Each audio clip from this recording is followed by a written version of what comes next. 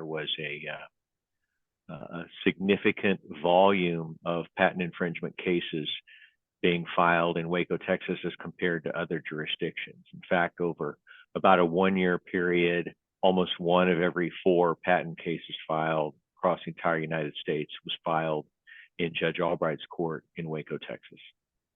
That drew attention both at the legislative level and at the judicial level, on the higher ups above the district court judges level, and ultimately led to the chief judge's order.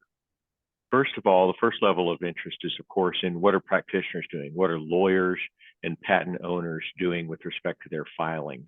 It's been surprising to me, as I've tracked that very closely, to see that a number of patent cases have continued to be filed in Waco despite the chief judge's random distribution order.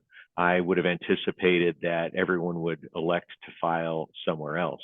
One explanation for that is that many of those cases are follow-on cases and are getting assigned to Judge Albright anyway under the Western District's related cases rule. But there are some cases that aren't related cases, and there's a less of an explanation for why those are getting filed, continuing to get filed in Waco.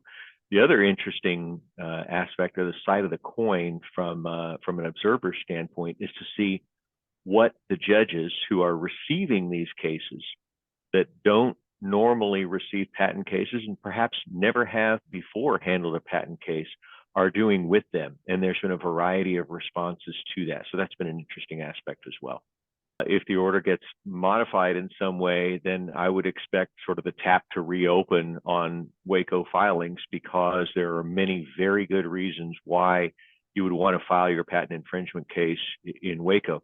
And I would point out that, there are many good reasons why you'd want to defend your patent infringement case in Waco as well, since Judge Albright has not shown himself to be shy about dismissing cases or entering orders that are significantly adverse to the patent owner when the circumstances merit it.